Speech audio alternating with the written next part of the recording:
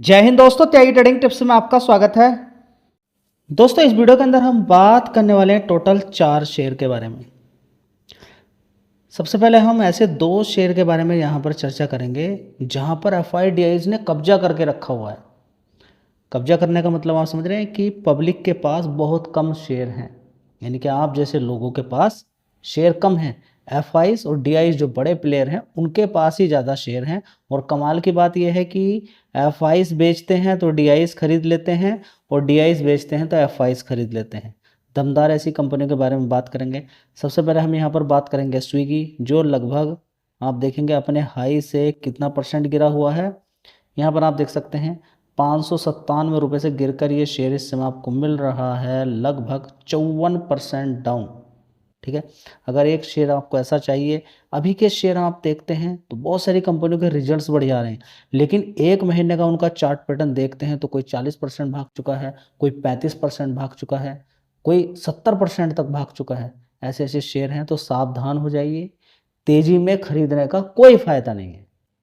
अगर रिजल्ट्स अच्छे भी आ गए हैं, कोई और परफॉर्मेंस भी देखने को मिली है, शेयर में ज़बरदस्त तेज़ी बन गई है, तो वो आपके काम का नहीं है, आपके काम की गिरावट ही होती है। इसको रट लीजिए। अभी भी बड़ी गिरावट हुई थी तो गिरावट ही आपके काम की थी, उसको आपने इग्नोर कर दिया या डर के आपने अपने पोर्टफोलियो को बार बार देखा। वो ये देखिए, आपको डराने का तरीका उनको आता है।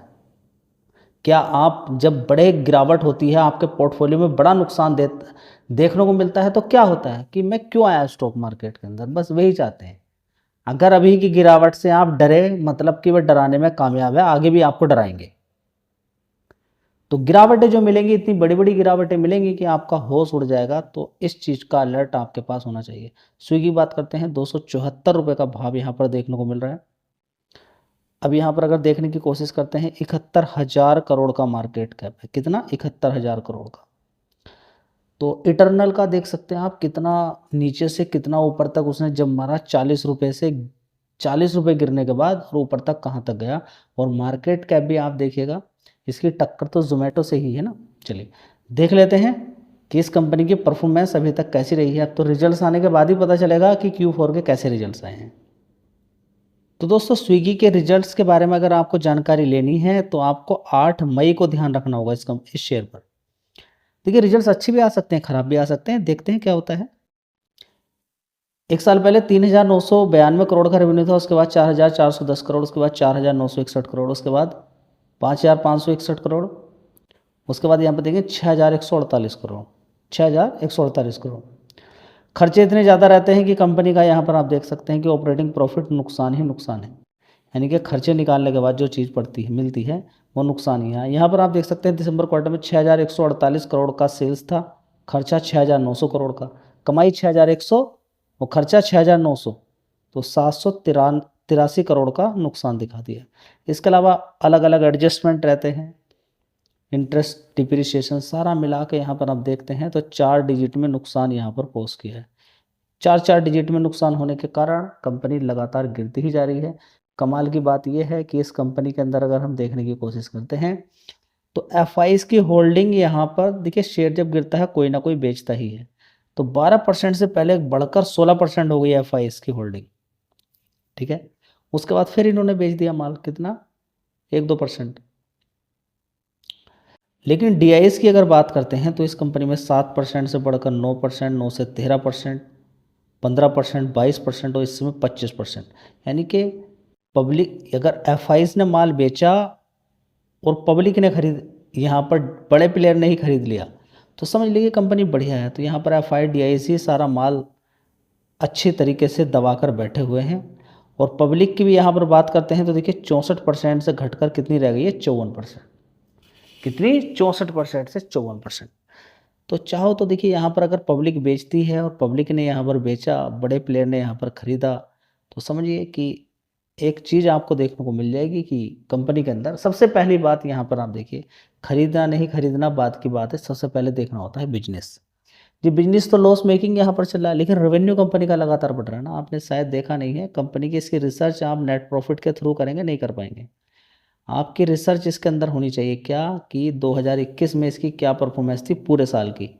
2,547 करोड़ का रेवेन्यू, उसके बाद 5,700 करोड़, उसके बाद 8,200 करोड़, उसके बाद देखेंगे 11,200 करोड़, और अब उसके बाद देखेंगे 15,200 करोड़। अभी देखेंगे अभी तक 21,080 करोड़ का रेवेन्यू देखने को मिला। तो समझिए परफॉर्मेंस लगातार बढ़ रही है, तो पोटेंशियल तो है। अब आगे देखते हैं क्या होता है।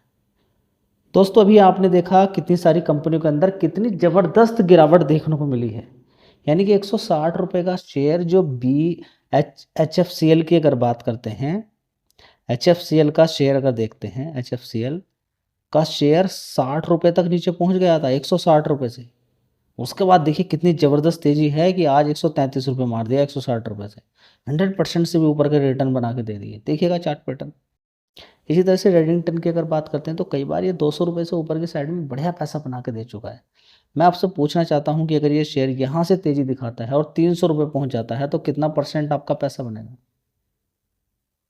बताइएगा। नीचे की साइड में अगर ये 219 रुपये से नीचे रहता है, आप SIP करते रहते हैं और आने वाले टाइम में अगर 300 रुपये मार देता है तो कितना पैसा आपका बना।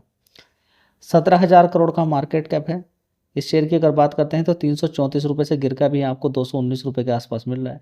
अभी बीच में अच्छी खासी गिरावट इसके अंदर हुई थी, 207 रुपये तक पहुंच गया था, और कितना पैसा बना के दिया इसने, 12-13%। फिर गिरावट हो गई है। गिरावट तेजी चलती रहती है, ये स्टॉक मार्केट है। चलिए देख लेते हैं इस कंपनी के फंडामेंटल। और मैं जो दिखाने वाला था, जो कब्जा करके बैठा हुआ है, FIs सबसे ज़्यादा होल्डिंग है। दोस्तों बहुत सारी कंपनी के अंदर रिजल्ट्स आने से पहले ही तेजी बनी है, तो इस बात को आपको समझना जरूरी है कि जिनके अंदर तेज़ी बन चुकी है वहाँ पर रुकना जरूरी है। रेडिंगटन का भी रिजल्ट नहीं आए हैं। एक साल पहले 26,700 करोड़ का रेवेन्यू था, उसके बाद 26,000 करोड़, 25,000 करोड़, उसके बाद 29,000 करोड़ और 30,000 करोड़। यानी कि पिछले क्वार्टर के रिजल्ट्स भी काफ़ी अच्छे थे। इसी तरह से ऑपरेटिंग प्रॉफिट देखेंगे 626 करोड़ का, उससे पहले 589, 400 करोड़, 597 करोड़, उससे पहले 602 करोड़। नेट प्रॉफिट देखिए 413 करोड़ का नेट प्रॉफिट दिखाया था, उससे पहले 350, उससे पहले 233 करोड़, उससे पहले 918, तो उससे पहले देखेंगे 403 करोड़। 918 यहाँ पर दिखाया गया है, तो आपको घबराना नहीं है।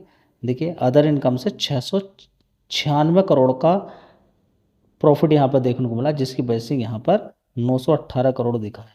तो ओवरऑल मिला के रिजल्ट बड़े ही शानदार हैं। चलिए उस बात पर आ जाते हैं जहाँ पर FIDIs ज़बरदस्त खरीद कर बैठे हुए हैं।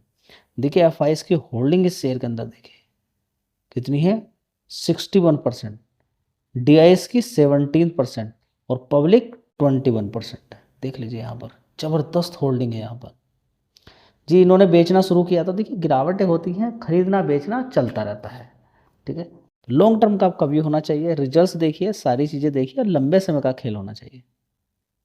दोस्तों अगली कंपनी है BHEL। इस कंपनी के रिजल्ट्स में दिखा चुका हूँ कल ही। इतने शानदार रिजल्ट्स आए हैं, रिकॉर्ड टूट गया है। रिकॉर्ड टूटा है, लेकिन आपके सामने ये भी टूटना चाहिए कि ये देखिए कितना शेयर भाग चुका है। 242 रुपये से आज की डेट में देखिए कितना पैसा इसने बना के दे दिया है, 54%। एक महीने के अंदर देखेंगे 52%। तो ये भी रिकॉर्ड टूट गया कि 52% के रिटर्न एक महीने में इसने बना के दे दिए। तो जो अच्छाई है वो तो पहले ही गायब हो चुकी है। रिजल्ट्स अच्छे थे तो शेयर ऑलरेडी भाग चुका है, तो अब क्या करना है, रुकना चाहिए, इसके अलावा कुछ नहीं जी। यहाँ से भागता चला गया, देखिए उसके बारे में मालूम नहीं है, सीधा फंडा है, ज़बरदस्त तेज़ी बन जाए भले ही वो भाग जाए, रुकना है। बड़ी गिरावट हो जाए, आपने खरीदा, उसके ऊपर नीचे गिरावट हो गई, ठीक है, कोई दिक्कत नहीं, गिरावटों पे ही खरीदना है आपको। दोस्तों अगली कंपनी है मीशो। हिसाब से ज़्यादा कुछ तेज़ी बन गई एक महीने के अंदर, देखिए 36% से भी ज़्यादा की तेज़ी बनी है, लगभग 44% की तेज़ी बनी, ठीक है। अब इस कंपनी की भी अगर हम यहाँ पर बात करते हैं तो मार्केट कैप 93,000 करोड़ का मार्केट कैप है। जब ज़्यादा बड़ी तेज़ी बनती है तो नेक्स्ट स्टेप एक ही होता है, गिरावट। देखिए यहाँ पर बड़ी गिरावट इस शेयर के अंदर हुई थी, 254 रुपये से गिरते गिरते शेयर कितना पहुँच गया था, 137 रुपये। यानी कि लगभग 35% से भी ज़्यादा की गिरावट थी, लगभग 38% की। बस यही समय होता है जब शेयर इतनी बड़ी बड़ी गिरावट। अभी भी बहुत सारे शेयर्स हैं जो 50% गिरे हुए हैं पिछले 2-3 साल के अकॉर्डिंग अगर देखें तो, ध्यान देना पड़ेगा, ठीक है। तो यहाँ पर क्या करना, रुक जाना चाहिए, रुकना चाहिए, नहीं रुकोगे तो दिक्कत हो जाएगी, फिर टॉप पर फंस जाओगे, फिर गिरावट हो जाएगी।